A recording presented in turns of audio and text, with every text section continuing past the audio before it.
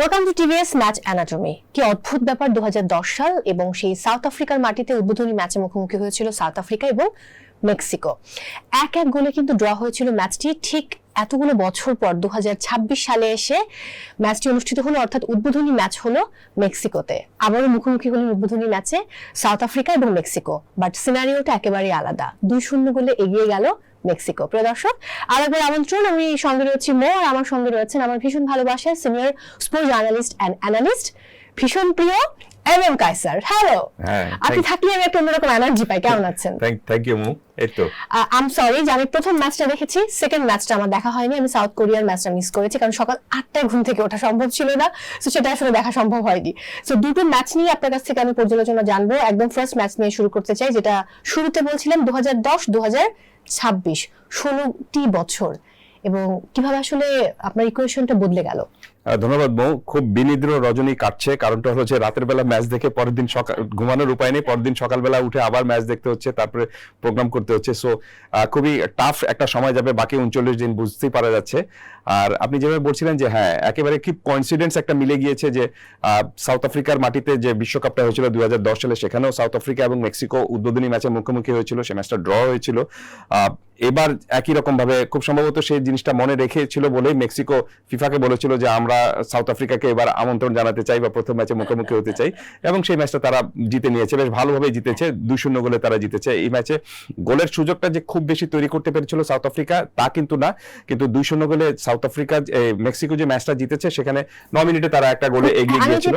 প্রথম 9 মিনিটে গোলটা হয়ে যাবে, আমি জাস্ট ভাবছি যে মাত্র খেলা শুরু হয়েছে, ওকে দেখছি হঠাৎ করে দেখলাম গোলটা হয়ে গেল। রাইট, এটা গোলকিপারের ভুল আমি বলবো না, আমি বলবো যে গোলকিপার যে পাস দিয়েছিলেন, একটু লং পাস তিনি দিতেই পারতেন, কিন্তু খুব সম্ভবত তিনি ম্যাচ বিল্ড আপের জন্য তিনি ক্লোজ সামনে যে দাঁড়িয়েছিলেন তাকে পাসটা দিয়েছিলেন এবং ভেবেছিলেন যে তিনি হয়তো সামনে স্প্রেড করবেন পাসের জন্য, কিন্তু তিনি প্রথম পাসটা ধরার পর যে ভুলটা করেছেন একটু অফ ব্যালেন্স হয়ে গিয়েছিলেন, এবং ঠিক ওই সময় তাকে পেছন থেকে এসে মেক্সিকোর যে খেলোয়াড়টা একটু প্রেসিং করেছেন, এবং প্রেসিং করার ফলে তিনি আরেকটু অফ ব্যালেন্স হয়ে গিয়েছেন এবং বলটি হারিয়ে ফেলেছিলেন, এবং সেই সুযোগটা নিয়েছেন আপনার দুর্দান্তভাবে কোইনের যে গোলটা করেছেন। সেই গোলে গোলকিপারের তেমন করার কিছু ছিল না, এখান থেকে তিনি তার পায়ের ফাঁক থেকে বলটা চলে গিয়েছে, কিন্তু তারপরে এত ক্লোজ থেকে শট নিলে গোলকিপারের করার কিছু থাকে না। প্রথম হলুদ কার্ড আমি ভুল না করলে, এবং তারপর কিন্তু 3টি লাল কার্ড দেওয়া হয়েছে প্রথম ম্যাচে। রাইট, এই ম্যাচে বেশি মনে হয়েছে এই ম্যাচের আসলে গোল এবং অন্য কৃতিত্ব না নিয়ে লাল কার্ড নিয়ে আলোচনা করলে বোধহয় সবচেয়ে বেশি হয়, যে আপনি একটা ম্যাচে 3টি লাল কার্ড।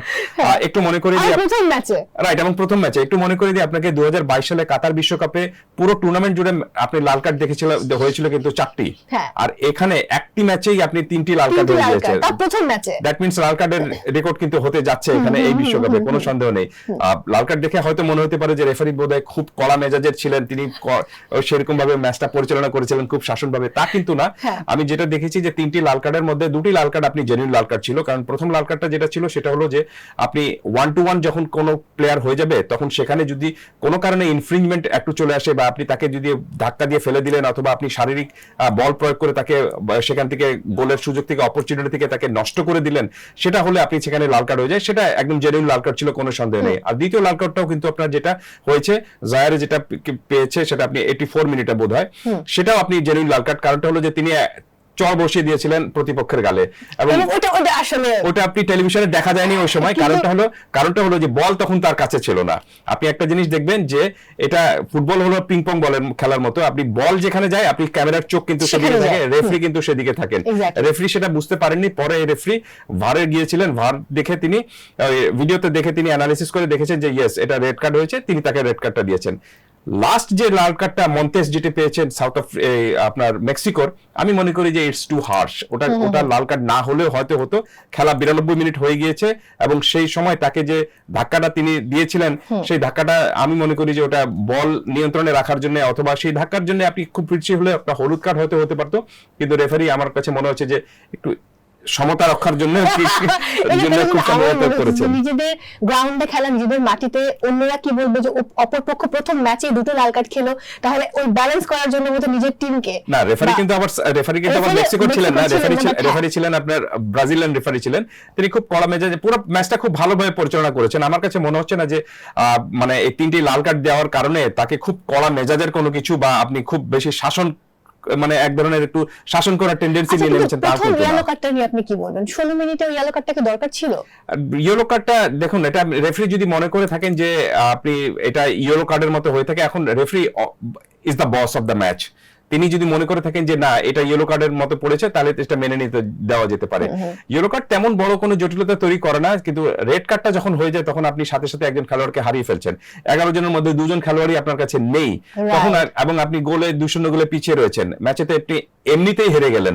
সো এই ম্যাচটা দক্ষিণ আফ্রিকার ভাগ্য ভালো যে তারা 84 মিনিটে দ্বিতীয় লাল কার্ডটা পেয়েছিল।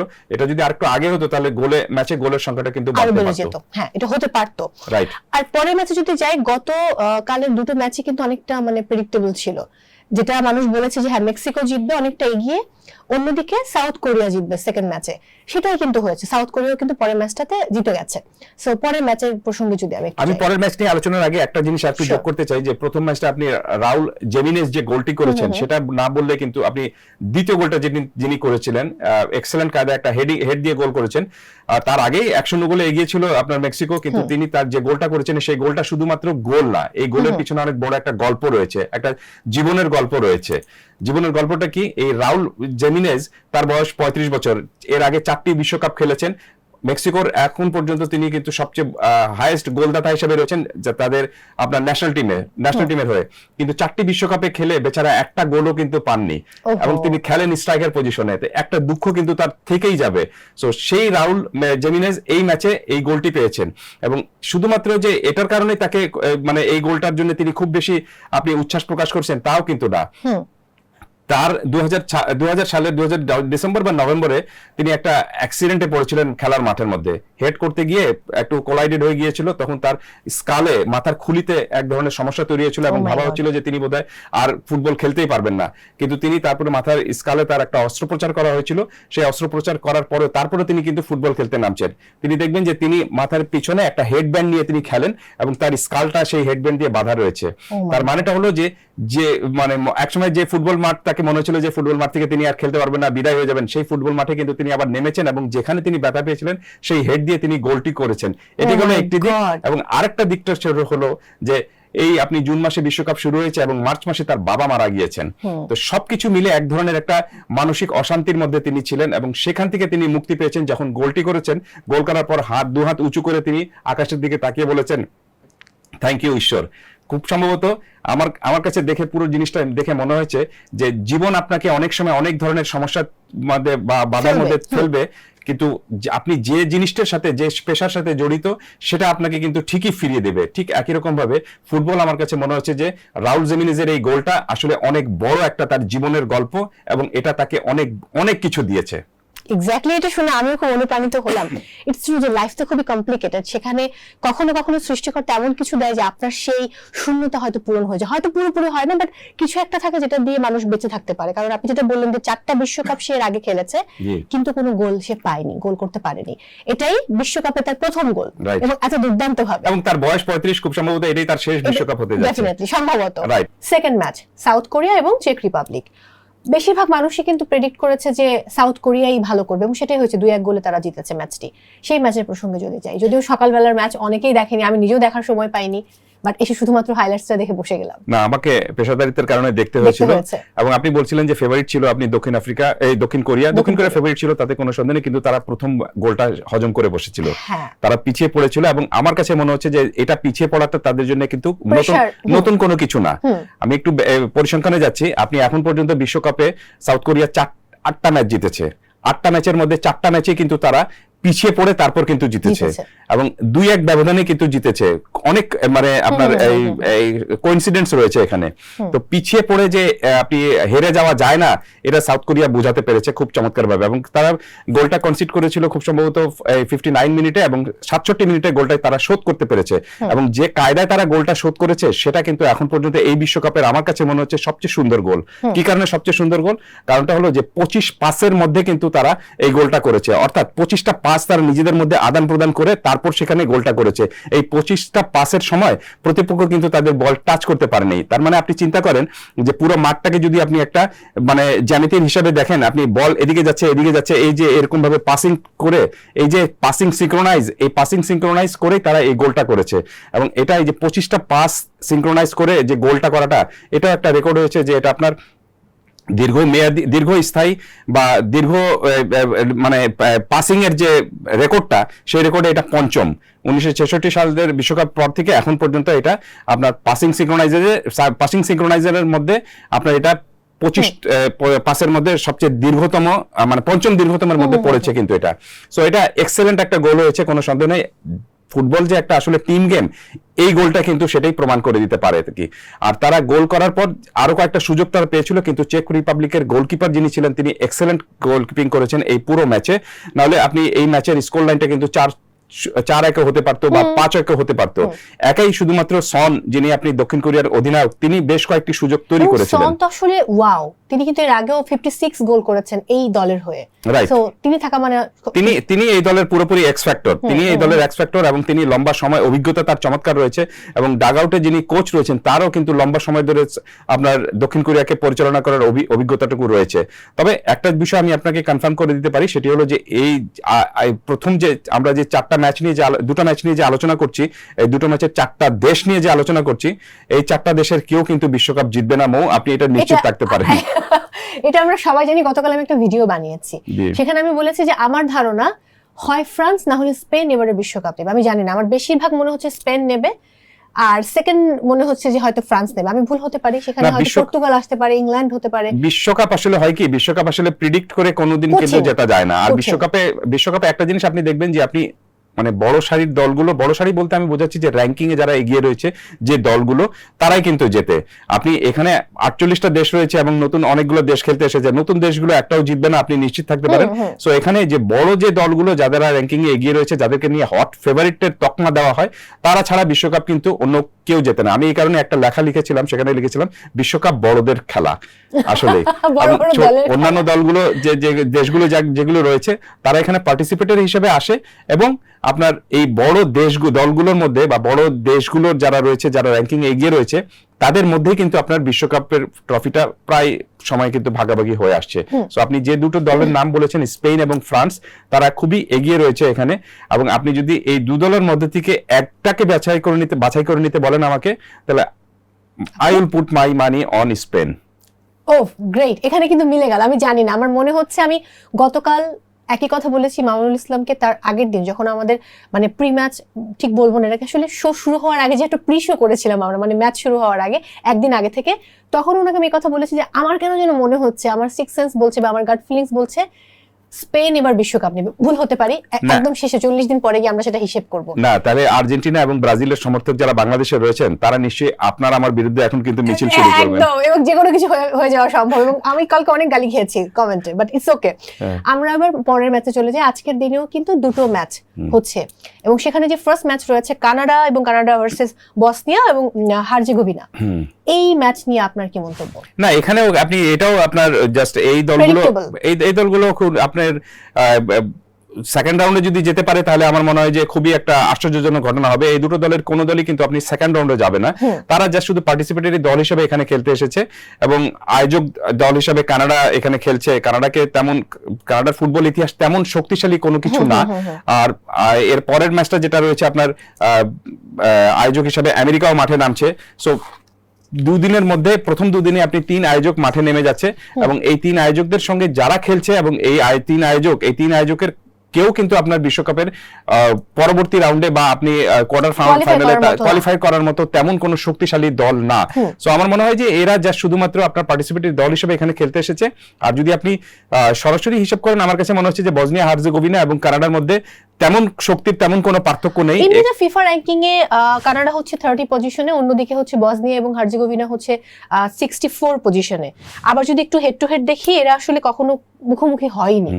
সো এবারই প্রথমবারের মতো তারা মুখোমুখি হচ্ছে, এবং যেটা আপনি বললেন দুটো টিমই অতটা শক্তিশালী না একটি টিম, তারা যেহেতু আয়োজক সেই জায়গা থেকে তারা অংশগ্রহণ করছে কানাডা, এবং তাদের কোনো শক্তিশালী ইতিহাস নেই ফুটবলের। অন্যদিকে বসনিয়া না, র্যাঙ্কিং এ এগিয়ে থাকলেই যে আপনি ম্যাচ জিতে যাবেন তা কিন্তু না। তাহলে তো আপনি সবসময় দেখবেন যে আপনি ফেভারিট দলগুলো যে সবসময় বিশ্বকাপ জেতে তাও কিন্তু না। সো র্যাঙ্কিং এবং ফেভারিট দল ট্যাগ নিয়ে বিশ্বকাপে খেলতে, র্যাঙ্কিং এ উন্নত এবং ফেভারিট দল নিয়ে বিশ্বকাপে খেলতে আসা মানে যে এটা না যে আপনি ম্যাচটা জিতে যাবেন বা এই গ্যারান্টিটুকু নেই। আপনাকে নির্দিষ্ট দিনে ভালো পারফর্ম করতে হবে এবং যে কেউ কিন্তু আপনি চমক দেখাতে পারেন। আপনি বিশ্বকাপের মাত্র শুরু হয়েছে, আমার কাছে মনে হচ্ছে যেহেতু 48 দলের খেলা এবং 48 দলের মধ্যে আমরা শুধুমাত্র পরিচিত তারকাদের নিয়ে কিন্তু আলোচনা করছি, কিন্তু এবারের বিশ্বকাপে আমার কাছে কেন জানি মনে হচ্ছে যে আপনি দেখবেন যে অখ্যাত অনেক তারকা যারা রয়েছেন যাদেরকে নিয়ে তেমন কোনো আলোচনা হয়নি, তারা হয়তো এই বসনিয়া বা আপনি কানাডার যে কোনো দল, কানাডা অথবা আমেরিকা অথবা প্যারাগুয়ে যে কোনো দল থেকে কিন্তু উঠে আসতে পারেন। সো আমার কাছে কেন জানি মনে হচ্ছে এবার যে এবারের বিশ্বকাপে আমরা শুধুমাত্র যে হট আইটেম যারা রয়েছে বা হট ফেভারিট তারকা যারা রয়েছেন তাদেরকে নিয়ে বেশি আলোচনা করছি, যে তারাই খুব সম্ভবত আপনার গোল্ডেন বল পাবেন, তারাই সবচেয়ে বেশি গোলদাতা হতে পারেন। কিন্তু কেন জানি আমার কাছে মনে হচ্ছে যে আপনি নাম জানা নেই বা তেমন ভাবে পরিচিত নেই এমন অখ্যাত কোনো খেলোয়াড় খুব সম্ভবত এবারের বিশ্বকাপের তারকা হয়ে উঠতে পারেন। হতে পারে এবারে বিশ্বকাপে অনেক রেকর্ডস ব্রেক হবে, সেটা তো আমরা শুরু থেকেই জানি, বাট সেটা আসলে সময়ের অপেক্ষা। যেটা আপনি বলছিলেন যে এখান থেকেও কেউ একজন হয়তো তারকা হয়ে উঠতে পারে। কানাডার যদি আমি জোনাথন ডেভিডের কথা বলি, 39 গোলস করেছেন, মানে ইন্টারন্যাশনাল গোলস করেছেন ফর দিস টিম। সেই প্রসঙ্গ নিয়ে কি বলবেন? মানে এই টিমে তিনি একজন স্ট্রাইকার, এবং টিমে আসলে শক্তিমত্তা কতটুকু, বা এটা কি টিম হয়ে খেলছে কিনা? হ্যাঁ, কানাডার আপনি জোনাথন যিনি রয়েছেন তিনি তো 39 গোল যার রয়েছে এবং লম্বা সময় ধরে অভিজ্ঞতা তার রয়েছে, তিনি তার দলের মেইন প্লেয়ার, কোনো সন্দেহ নেই তিনি তার দলের মেইন প্লেয়ার। এবং দেখতে হবে যে নট নেসেসারি ফুটবল, কিন্তু আপনি দেখবেন যে ওই কোনো একজন প্লেয়ার আপনাকে হয়তো একটা ম্যাচ জেতাতে পারে, কিন্তু আপনি যখনই কোনো একটা টুর্নামেন্ট জিততে চাইবেন বা টুর্নামেন্টে আর একটু সামনে বাড়তে চাইবেন তখন কিন্তু আপনাকে পুরো দল হিসেবে খেলতে হবে বা শক্তিশালী একজোট হয়ে খেলতে হবে। মানে সেটা আমার মনে হচ্ছে যে কানাডার এই টিমের যে শক্তিটা, সেই শক্তিটা তাদেরকে যে খুব সামনের কোন দিকে নিয়ে যাবে, I mean doubt. It's true. আবার বসনিয়াতেও কিন্তু এইডিন রয়েছে, তিনিও 72 গোলস করেছেন, ইন্টারন্যাশনাল গোলস করেছেন ফর দিস টিম। এটা আসলে বলাটা কঠিন, খেলাটা শুরু হলে হয়তো আমরা গেস করতে পারবো যে কোন টিমটা খুব একটা রাইট। বিশ্বকাপে হয় কি মো, একটা জিনিস যে এখানে যেসব ফুটবল দলের বিশ্বকাপে ঐতিহ্য রয়েছে তাদের ছাড়া আমি মনে করি না যে সামনে বাড়ার বা আপনি খুব বড় কোনো মানে আপনার পদক্ষেপ নেওয়ার কোনো সুযোগ তাদের সামনে রয়েছে এদের ছাড়া। বাট এই যাদের ঐতিহ্য রয়েছে এই ঐতিহ্য দলগুলোর মধ্যে কিন্তু আপনি এখন ধরেন আপনি উরুগুয়েকে আপনি বাদ রাখতে পারেন। উরুগুয়ে কিন্তু আপনি তেমন আগে হয়তো অনেক ভালো আপনার টিম ছিল, তারা এক সময় কম্পিটিটিভ খেলতো, কিন্তু এখন উরুগুয়ে আপনি সেরকম ভাবে আর ওই ঐতিহ্য তাদের রয়েছে কিন্তু সেই ঐতিহ্যের ফলাফলটা তারা কিন্তু আপনার বিশ্বকাপে দেখাতে পারে না। আমরা দেখেছি যে তারা সেকেন্ড রাউন্ডে খেলে, কোনো সময় কোয়ার্টার ফাইনাল পর্যন্ত খেলেছে, কিন্তু আপনি যদি একেবারে কি বলে সীমিত একটা ইসে নিয়ে আসেন যে কারা কারা ফেভারিট হতে পারে, সেই তালিকায় আপনি উরুগুয়েকেও রাখতে পারেন না। আর ওয়ারাস বসনিয়া এবং কানাডা, আমেরিকা, প্যারাগুয়ে এরা জাস্ট শুধুমাত্র আমার কাছে মনে হচ্ছে যে পার্টিসিপেটরি দল হিসেবে এখানে এসেছে। আর এবারের বিশ্বকাপের কথা আপনি যেভাবে বলছিলেন যে এবার তো অনেক রেকর্ডের বিশ্বকাপ হয়েছে, অনেক বেশি ম্যাচ হচ্ছে, 3টা ভেন্যুতে আয়োজক দল হিসেবে প্রথমবারের মতো 3টা দল আয়োজক হয়েছে, এতগুলো ম্যাচ হচ্ছে, আপনি 39 দিন ধরে খেলা হবে, সবকিছু মিলে আমার কাছে যদি আপনি জিজ্ঞেস করেন তাহলে আমি বলবো যে এত বেশি দল নিয়ে বিশ্বকাপ খেললে বিশ্বকাপের যে আসলে মূল আমেজ যেটা থাকে সেটা কিন্তু হারিয়ে যায়।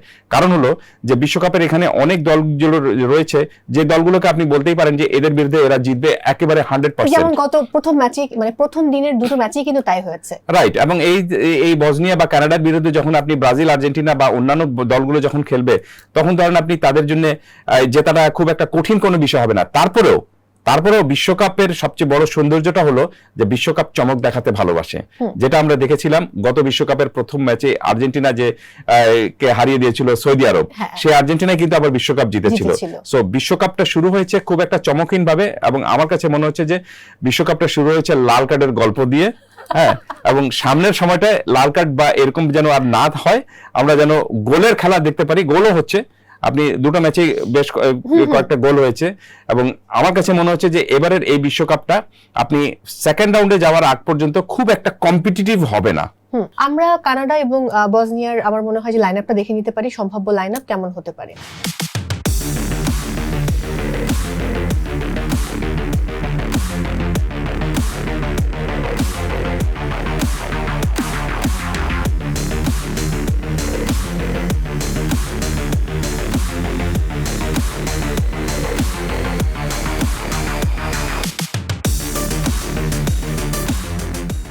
যদি পরের ম্যাচটাতে যাই, সকাল 7টায় অনুষ্ঠিত হবে এবং সেই ম্যাচেও কিন্তু খুব একটা আগ্রহের জায়গা নেই যারা দর্শক রয়েছেন বা অডিয়েন্স রয়েছেন ইউএসএ, যেহেতু তারা আয়োজক কান্ট্রি, সেই জায়গা থেকে একটা অন্যরকম উন্মাদনা থাকবে সেই টিমের।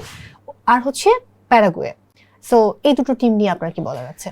প্যারাগুয়ে লাতিন আমেরিকার টিম। প্যারাগুয়ে ধরুন আপনি লম্বা সময় ধরে তারা বিশ্বকাপ খেলেছে, কিন্তু যেটি বললাম যে তারাও কিন্তু কোন সময় আপনার দ্বিতীয় রাউন্ডের উপরের দিকে যাওয়ার মানে মতো শক্তিশালী দল কোনো না। আর আমেরিকার যে বিশ্বকাপ হচ্ছে সেটা বোঝা যাবে কিন্তু আমেরিকা মাঠে নামার পর থেকে। কারণটা হলো যে আমেরিকার অনেক জায়গায় আপনি নিউ ইয়র্ক এবং ফ্লোরিডা ছাড়া অন্যান্য জায়গায় কিন্তু আপনি তেমন ফুটবলের উন্মাদনাটা সেরকম ভাবে নেই। আর তার অন্যতম কারণটা হলো যে আপনি টিকিটের যে বিক্রির যে টিকিটের যে মূল্য বা প্রাইস ধরা হয়েছে, ফিফা যে প্রাইসটা রেখেছে, এত এত এত মূল্যের প্রাইস দিয়ে বা টিকিট দিয়ে কেউ হয়তো খেলা দেখার জন্য তেমন ভাবে আগ্রহ দেখাচ্ছেন না। তার চেয়েও বড় বিষয়টা হলো যে কেন জানি মনে হচ্ছে যে আপনি ওপেনিং এ যেখানে ম্যাচ শুরু হওয়ার আগে যে ওপেনিংটা হবে সেই ওপেনিং নিয়েও কিন্তু একটা জটিলতা রয়েছে। সেই ওপেনিং এর টিকিটের দামও কিন্তু অনেক বেশি রাখা হয়েছে। এখন বিশ্বকাপ শুরু হওয়ার আগে আমেরিকা অনেক ধরনের একটা চ্যালেঞ্জ পড়েছিল, আপনি অনেক ধরনের কথা তাদেরকে শুনতে হয়েছে, ভিসা প্রক্রিয়া নিয়ে তাদেরকে অনেক সমালোচনার মুখে পড়তে হয়েছে, বিশ্বকাপের রেফারি পর্যন্ত ভিসা কারণে আপনি বিশ্বকাপে যেতে পারেননি, আমেরিকায় যেতে পারেননি। তো তারা মাঠের ফুটবলে তারা কেমন করে এখন সেটা দেখার বিষয়টা রয়েছে ফুটবলারদের উপর। আর মাঠের ফুটবলে যদি প্যারাগুয়ের বিরুদ্ধে তারা যদি ভালো করতে না পারে তাহলে দেখবেন যে সমালোচনাটা হয়তো আরেকটু বাড়বে। তারপর আমার কাছে মনে হচ্ছে যে আয়োজক হিসাবে এই তিনটে দেশ আপনি সহ আয়োজক হিসেবে পুরো টুর্নামেন্টের আয়োজনটা করছে, কিন্তু আমেরিকার উপর কিন্তু সবচেয়ে বড় একটা চ্যালেঞ্জের বিষয় রয়েছে। দুভাবে চ্যালেঞ্জে রয়েছে যে আয়োজক হিসেবে তারা কতখানি সফল হতে পারে, এক। আর নাম্বার টু হলো যে তাদের যে দল রয়েছে আমেরিকা, সেই যুক্তরাষ্ট্রের যে দলটা রয়েছে সেই দলটা আপনার এই বিশ্বকাপে কতদূর যেতে পারে সেটা দেখার একটা বিষয় রয়েছে। এক্স্যাক্টলি। এবং যদি র্যাঙ্কিং এর দিকে তাকাই, ফিফা র্যাঙ্কিং এ ইউএসএ 17 পজিশনে, অন্যদিকে হচ্ছে 41 পজিশনে রয়েছে প্যারাগুয়ে। আরেকটা ব্যাপার, এই দুটো দল কিন্তু মুখোমুখি হয়েছে এর আগে 9 বার, সেখানে 5টি ম্যাচে জয়লাভ করেছে ইউএসএ, 2টো ম্যাচে প্যারাগুয়ে এবং ড্র হয়েছে 2টো ম্যাচ। তো সেই জায়গা থেকে ক্যালকুলেশনে কিন্তু ইউএসএ যেহেতু নিজেদের গ্রাউন্ড এগিয়ে আছে, তারপরেও বলা যায় না, আমার কাছে মনে হচ্ছে সেকেন্ড ম্যাচে গিয়ে কিছু একটা হয়তো ডিফারেন্ট ঘটতে পারে। না, এখানেও আপনি এই ম্যাচেও কিন্তু আপনার র্যাঙ্কিং শক্তি সবকিছু যদি মিলিয়ে বলেন তাহলে আমেরিকা অবশ্যই প্যারাগুয়ের চেয়ে এগিয়ে রয়েছে। প্যারাগুয়ের রেকর্ডটা কিন্তু তাই জানাচ্ছে, যেহেতু আপনি 9 বারের মধ্যে 5 বারই আমেরিকা জিতেছে এবং আমেরিকার বিশ্বকাপ দলটা, এবারের বিশ্বকাপ দলটা কিন্তু বেশ স্ট্রং বিশ্বকাপ দল এটা, এবং নিজেদের মাটিতে তাদের খেলা হচ্ছে, তাদেরও একটা স্বপ্ন রয়েছে। তারা বিশ্বকাপ জিতবে না, কিন্তু তাদের একটা স্বপ্ন রয়েছে অন্তত যেন প্রথম রাউন্ড থেকে ভালোভাবে কোয়ালিফাইড করে তারা দ্বিতীয় রাউন্ডে যেতে পারে, এবং তারা যদি কোয়ার্টার ফাইনাল পর্যন্ত যেতে পারে তাহলে আমি মনে করি যে দল হিসাবে এবারের আমেরিকার জন্য সেটাই হবে আপনার মানে সর্বোচ্চ সাফল্য, আপনি সেটাকেই ধরে নিতে পারি সেটার জন্য। আর প্যারাগুয়েকে আমি এই রাউন্ডের আপনি টপকে দ্বিতীয় রাউন্ডে তারা যাবে এমন দল দেখছি না আর কি। ওকে, বাট আমি একটু স্টার প্লেয়ারদের প্রসঙ্গে যদি আসি, ক্রিশ্চিয়ান উইঙ্গার ইউএসএ, তার খেলা নিয়ে কি বলবেন? হ্যাঁ, তিনি খুবই অভিজ্ঞ প্লেয়ার, অভিজ্ঞ খেলোয়াড় তিনি। দলের এক্স ফ্যাক্টর তাকেই চিন্তা করা হয়ে থাকে, এবং এই টুর্নামেন্টে খেলতে আসার আগেও তার কিন্তু ভালো ফর্মে তিনি ছিলেন। সবকিছু মিলে যে শুধুমাত্র যেটি বললাম যে শুধুমাত্র একজন খেলোয়াড়কে নিয়ে যদি আপনি চিন্তা করেন বা একজন খেলোয়াড় আপনাকে ম্যাচ জিতিয়ে দিবে, সব সময় কিন্তু তা হবে না। হয়তো ক্রিশ্চিয়ান রয়েছেন, কিন্তু তার সঙ্গে আরো যে খেলোয়াড় যারা রয়েছেন তাদের সবাইকে একসঙ্গে কিন্তু আপনি সার্বিকভাবে তার পুরো দলটাকে একটা শক্তিমান হয়ে ওঠার জন্য চারিদিক থেকে কিন্তু দলের একটা সাপোর্টটা প্রয়োজন। অন্যদিকে প্যারাগুয়েতে রয়েছে জুলিও, তাকে বলা হচ্ছে যে সে আসলে এক্স ফ্যাক্টর অ্যাটাকিং মিডফিল্ডার, কিন্তু তার গোলের সংখ্যা যেটা দেখছি ইন্টারন্যাশনাল গোলস মাত্র 6টি ফর প্যারাগুয়ে। তো সেই জায়গা থেকে প্যারাগুয়েকে কিন্তু একটু পিছিয়ে রাখতে আমরা বলি যে জুলিও, কিন্তু তারা বলে হুলিও। হ্যাঁ, তাদের উচ্চারণটা সেরকম ভাবে রয়েছে। প্যারাগুয়ের যেটি বললাম যে এই যে দলগুলির কথা বললেন যে যাদের খেলা রয়েছে তারা কেউ কিন্তু আপনি বড় স্বপ্ন নিয়ে আসেনি, তাদের স্বপ্ন একটাই যে বিশ্বকাপের মাঠে বিশ্বকাপে খেলবো এবং এই অভিজ্ঞতাটা আমাদের জন্য অনেক বড় কিছু হবে। তো এখানে হুলিও খুব যে একদম আপনার একাই ম্যাচ ঘুরিয়ে দিতে পারেন তাও কিন্তু না। আর যেটি বললাম যে প্যারাগুয়েরও ভালো আপনার অভিজ্ঞতা, আপনার ঐতিহ্য রয়েছে। ব্রাজিল, তাদেরকে একসময় কিন্তু চিন্তা করা হতো যে ব্রাজিল যে ঘরানার ফুটবল খেলে তারাও সেই ঘরানার ফুটবল খেলে থাকে, কিন্তু সাম্প্রতিক সময় এখন কিন্তু তাদের সেরকম আর ওই স্ট্রং কোনো দল হিসেবে তাদেরকে চিন্তা করা হয় না। যদিও আপনি লাতিন আমেরিকার দেশ থেকে তারা ম্যাক্সিমাম সময় আপনার বিশ্বকাপে খেলার অভিজ্ঞতা তাদের রয়েছে, লম্বা সময় ধরে বিশ্বকাপ খেলছে, কিন্তু কখনোই বিশ্বকাপের কন্টেন্ডার হতে পারে না এমন দল প্যারাগুয়ে। ওকে, আপনি ব্রাজিলের সাপোর্টার, আই নো দ্যাট। তাই? আমি কি ভুল করলাম? না, আমি আসলে কোনো দলকে তেমন ভাবে সাপোর্ট করি না। এটা কিন্তু দর্শক স্ক্রিনের সামনে বলছে। যাই হোক, আমি নিজেও ব্রাজিলের সাপোর্টার। সো ব্রাজিল নিয়ে আপনার মন্তব্য কি? ব্রাজিল হেক্সার জন্য খেলতে আসছে এবার ব্রাজিল, কিন্তু ব্রাজিলের আপনি যদি সার্বিক এবারের কোচ কিন্তু প্রথমবারের মতো ব্রাজিল বাইরে থেকে নিয়েছে, ইতালিয়ান কোচ, এবং তার রেকর্ড খুব ভালো। আনচেলত্তি তিনি আপনি রিয়াল মাদ্রিদের কোচ ছিলেন, রিয়াল মাদ্রিদকে অনেক সাফল্য তিনি এনে দিয়েছেন, কিন্তু কোচ তো বাইরে থেকে আপনাকে প্ল্যান তৈরি করে দিবেন, মাঠে যা কাজ করার সেটা কিন্তু ফুটবলারদেরকে খেলতে হবে। সবকিছু মিলে আপনি একটা বিশ্বকাপ জেতার জন্য যে ধরনের একটা জেদ, যে ধরনের একটা ক্যারিশম্যাটিক পুরো দলের মধ্যে ক্যারিশমার প্রয়োজন থাকে, আমার কাছে মনে হচ্ছে যে এবারের এই দলটায় ব্রাজিলের, আপনি হয়তো একটু দুঃখ পাবেন, সেই অভাবটুকু কিন্তু রয়েছে। তারপরেও ব্রাজিল সেই অভাবটা বোধহয় বিগত বছরগুলোতেই তো রয়েছে, মানে প্রত্যেকটা, আমরা তো 2006 এর কথা যদি বলি, 10, 14 প্রত্যেকটি বছরই আসলে রয়েছে। রাইট, আপনি 2002 এর সবশেষ বিশ্বকাপ জিতেছিলেন, এটা 2026 পর্যন্ত চলে এসেছে। পেছনের এতগুলো বিশ্বকাপে প্রত্যেকবারই আমাদেরকে শুনতে হচ্ছে যে আমি কিন্তু হতাশ হচ্ছি না। 1986 তে জিতেছিল আর্জেন্টিনা, তারপরে 2022, অনেকগুলো বছর। রাইট, সেটাই আর কি, সেই অপেক্ষায় হয়তো আপনাদেরকে থাকতে হবে। বাট লম্বা সময় ধরে যখন আপনি কোনো টুর্নামেন্ট জিতবেন না, বিশ্বকাপ জিতবেন না, তখন এক ধরনের কিন্তু বিতৃষ্ণা চলে আসে, বা এক ধরনের কিন্তু আক্ষেপ, কষ্টটুকু চলে আসে। তো সেই কষ্টের এমনও হতে পারে যে সেই কষ্ট দূর করার এবারের বিশ্বকাপ ব্রাজিলের এবারের বিশ্বকাপে সেই দুঃখটা দূর করতে পারে। আর কনসিডেন্সের কথা যেটা বলছিলাম, যে ব্রাজিল সর্বশেষ যে আমেরিকায় যে বিশ্বকাপটা হয়েছিল 1994 সালে, সেই বিশ্বকাপের চ্যাম্পিয়ন কে হয়েছিল জানেন? এই আপনার ব্রাজিল চ্যাম্পিয়ন হয়েছিল। এবং এবারের বিশ্বকাপটা শুরু হয়েছে 3টি দেশকে ঘিরে, কিন্তু ফাইনালটা হবে আপনার আমেরিকার মাটিতে। এবং সেই মাটিতে ব্রাজিল যদি আবার জিতে যায়, তাহলে হয়তো আপনি এখন যে হাসি হাসছেন, সেই হাসি ফাইনালের দিনেও হাসবেন। যদি এটা হয় তাহলে কত ভালো হবে। ডিফেন্ডিং চ্যাম্পিয়ন আর্জেন্টিনা, তারা ধরেই নিয়েছে যে এই বছরও তারা বিশ্বকাপ জিতবে, এবং তাদের যারা ফ্যান রয়েছে, আমি ফ্যানদের মাঝে সেরকম উন্মাদন এবং উল্লাসই দেখতে পাচ্ছি। রাইট, এবং বাংলাদেশে সবসময় বিশ্বাস করা হয় যে হয় আর্জেন্টিনা নয় ব্রাজিল এবার বিশ্বকাপ জিতবে। সেটা প্রত্যেক বছরই হয়ে থাকে, প্রত্যেকবার 4 বছর পর পর যখন বিশ্বকাপ আসে, তখন এটাই সবচেয়ে বেশি আলোচিত হয়ে থাকে। আর্জেন্টিনা যদি জিতে, তাহলে তারা ব্রাজিলের একটা রেকর্ডকে স্পর্শ করবে, কারণ ব্রাজিল 58 এবং 62 টানা দুবার কিন্তু চ্যাম্পিয়ন হয়েছিল। ব্রাজিল ছাড়া আর কেউ কারো এই রেকর্ডটুকু নেই। তবে আর্জেন্টিনা যদি এবার সেই রেকর্ডটা স্পর্শ করে, তাহলে আর্জেন্টিনার আরেকটি রেকর্ড একেবারে একা হয়ে যাবে, মানে এককভাবে থাকবে।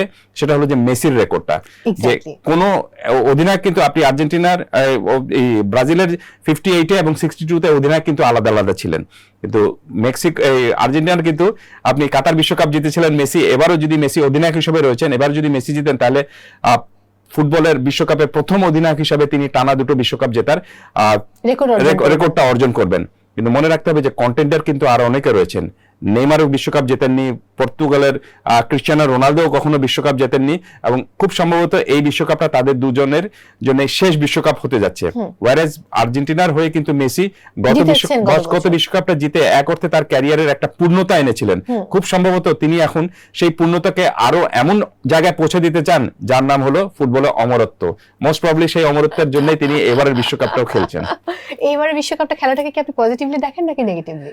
আমি কালকে এই প্রশ্নটা আমাকে একজন করেছিল, আমার কাছে মনে হয়েছে যদি ক্রিস্টিয়ানো রোনালদো এবং নেইমার যদি এই বিশ্বকাপে না খেলতেন, তাহলে মেসিও খেলতেন না। কারণটা হলো যে মেসি সবসময় আপনি দেখবেন যে ব্যালন ডিওর থেকে শুরু করে যত প্রতিযোগিতা হতো, সব প্রতিযোগিতায় কিন্তু আপনি ক্রিস্টিয়ানো রোনালদোর সঙ্গে তার একটা অলিখিত এক ধরনের কম্পিটিশন কিন্তু থাকতো। সো যেহেতু ক্রিস্টিয়ানো রোনালদো খেলছেন, কোনো কারণে নেইমারও খেলছেন, কোনো কারণে তারা যেন এগিয়ে যেতে না পারেন, এই কারণে মেসিও খেলতে নেমেছেন। আর আমার কাছে আরেকটা জিনিস একটু ব্যাখ্যা যাচ্ছে, সেটি হলো যে মেসি যে বিশ্বকাপ খেলবেন, এটা শুধুমাত্র হঠাৎ করে কোনো পরিকল্পনা কিন্তু না, এটা কিন্তু অনেক লম্বা সময়ের পরিকল্পনা। এই পরিকল্পনার কারণেই মেসি পৃথিবীর অন্যান্য দেশ ছেড়ে, আপনি আমেরিকার মতো মিয়ামিতে গিয়ে তিনি লিগে খেলেছিলেন, পৃথিবীর এত দেশে তিনি খেলার সুযোগটা পেয়েছিলেন, কিন্তু তারপরও সেখানে না খেলে মিয়ামিতে খেলতে গিয়েছিলেন। এর অন্যতম কারণটা হলো যে ফুটবলটাকে সেখানে তার একটা, তিনি যাওয়ার ফলে ফুটবলের ক্রেজটা সেখানে আরেকটু বেড়ে গিয়েছে, এটি একটা দিক। আরেকটা দিক হলো যে লম্বা সময় ধরে তিনি যে কন্ডিশনে খেলেছেন, সেই কন্ডিশনের সঙ্গে কিন্তু খুব ভালো অ্যাডাপ্টেড হয়ে গিয়েছেন, ওয়েদারের সঙ্গে অ্যাডাপ্টেড হয়ে গিয়েছেন, কন্ডিশনের সাথে অ্যাডাপ্টেড হয়ে গিয়েছেন। সবকিছু মিলে আমার কাছে মনে হচ্ছে যে এটা আকস্মিক কোনো প্ল্যান ছিল না। হ্যাঁ, একটা লম্বা সময়ের জন্য তিনি পরিকল্পনাটা নিয়েছিলেন, কিন্তু যেহেতু রোনালদো এবং আপনার এই নেইমার যে খেলতে নেমেছেন, এটা দেখে মেসি বললেন যে লেটস ট্রাই, আমিও একটা শেষ একটা ডান্সের জন্য, আমিও একটা লাস্ট একটা নাচ, 3টে গোল করে ফেললেই তো অনেক রেকর্ডও ভেঙে ফেলবে সে। রাইট, আর 3টা গোল করলে স্পর্শ হবে, আর 4টা গোল করলে তিনি বিশ্বকাপের সর্বোচ্চ গোলদাতার তালিকায় চলে যাবেন, যেটা মিরোস্লাভ ক্লোসার রয়েছে জার্মানির যে স্ট্রাইকার যিনি ছিলেন। মোস্ট প্রবলি মেসি যে ফর্মে রয়েছেন তাতে খুব সম্ভবত তার এই 3টি গোল করে সেই রেকর্ডটা করার তার জন্য খুব কঠিন কোনো কিছু হবে না। কারণটা হলো যে তিনি প্র্যাকটিস ম্যাচেও প্রস্তুতি ম্যাচ যেটা ছিল সেই প্রস্তুতি ম্যাচেও সাবস্টিটিউট হিসেবে খেলতে নেমেছিলেন এবং খেলতে নেমেই 3 মিনিটে কিন্তু গোল করেছিলেন। যদিও গোলটা হয়েছে পেনাল্টি থেকে, এবং আর্জেন্টিনার প্রত্যেকটা জয়ের মধ্যে ব্রাজিলের সাপোর্টাররা এক ধরনের কিন্তু আপনি সবসময় একটা মানে সন্দেহ প্রকাশ করে যে আর্জেন্টিনা তো পেনাল্টি দিয়ে যেতে ম্যাচের মধ্যে, এইবারের বিশ্বকাপটা তারা কি দিয়ে জিতবে।